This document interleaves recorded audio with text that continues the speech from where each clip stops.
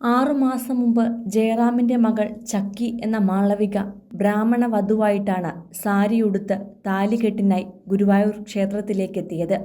അന്ന് മാളവികയുടെ hair style മുതൽ കാലിലണിഞ്ഞ പാദസരം വരെ ഏറെ ശ്രദ്ധ നേടിയിരുന്നു.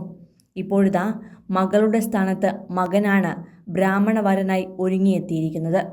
ഒരു പെൺകുട്ടിയെപ്പോലെ ഒരുക്കങ്ങളൊന്നുമില്ലെങ്കിലും വരനായി എത്തിയ കാളിദാസിൻ്റെ വിവാഹ വസ്ത്രത്തിന് വൻ വിമർശനം ഇതിനോടകം തന്നെ ഉയർന്നു കഴിഞ്ഞു.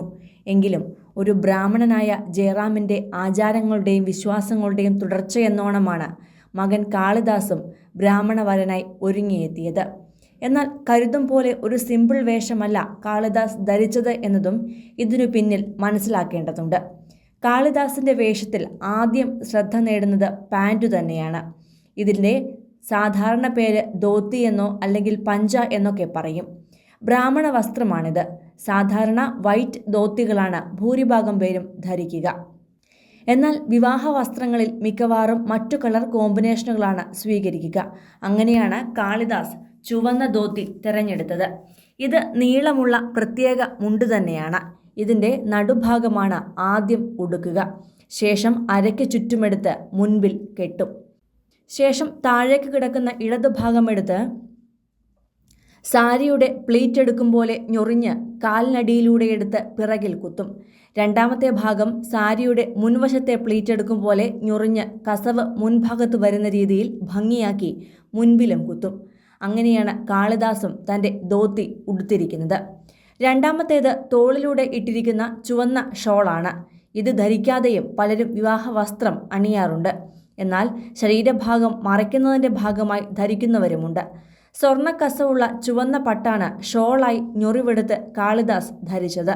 മാത്രമല്ല സിമ്പിളായ ബാജുബന്ദ് എന്ന സ്വർണ്ണാഭരണവും കയ്യിൽ കാളിദാസ് ധരിച്ചിട്ടുണ്ട്. മംഗലാപുരം, ബംഗാളി, തമിഴ് ബ്രാഹ്മണ വരന്മാരുടെ പ്രത്യേക വിവാഹ വസ്ത്രധാരണ ശൈലിയിലാണ് കാളിദാസും ഒരുങ്ങിയെത്തിയത്. അതേസമയം സിമ്പിളായിട്ടാണ് തരിണിയും കല്യാണപ്പെണ്ണായി ഒരുങ്ങിയത്. എന്നാൽ കാഴ്ചയിലുള്ളതുപോലെ അത്ര സിമ്പിൾ വധു ആയിരുന്നില്ല തരിണി എന്നതാണ് യാഥാർത്ഥ്യം. കാരണം അച്ഛൻ ഹരിഹറും അമ്മ ആരതിയും മകൾക്ക് വിവാഹ സമ്മാനമായി നൽകിയത് കോടികൾ വില വരുന്ന വജ്രാഭരണങ്ങളാണ്. 2 മാലകളും കൈകളിൽ 2 വളകളും മാത്രമാണ് തരിണി വധുവായി ഒരുങ്ങുവാൻ ധരിച്ചിരുന്നതെങ്കിലും അതിൻ്റെ വില എന്ന് പറയുന്നത് കോടികളാണ്. കോടിക്കണക്കിന് രൂപയാണ്. വില കൂടിയ ഡയമണ്ട് കല്ലുകൾ പതിച്ച ഗോൾഡൻ സ്വർണ്ണാഭരണങ്ങളാണ് തരിണിക്ക് അച്ഛനും അമ്മയും സമ്മാനിച്ചത്. കഴുത്ത് നിറഞ്ഞു കിടക്കുന്ന വലിയ നെക്ലേസും രണ്ടാമത്തെ വലിയ മാലയുമാണ് കല്യാണ പെണ്ണിൻ്റെ അഴകിലേക്ക് തരിണിയെ പൂർണ്ണമായും എത്തിച്ചത്. അരയിൽ സ്വർണത്തിൻ്റെ ഒഡ്യാണവും കൈകളിൽ വജ്രത്തിൻ്റെ വളകളുമാണ് ധരിച്ചിരുന്നത്. ഓറഞ്ച് സാരി നിറയെ ഗോൾഡൻ വർക്കുകൾ ചെയ്ത ഡിസൈനും പ്രത്യേക ഭംഗിയാണ് തരിണിക്ക് സമ്മാനിച്ചത്. അച്ഛൻ ഹരിഹരൻ്റെ കൈപിടിച്ചാണ് വിവാഹവേദിയിലേക്ക് തരിണി എത്തിയത്.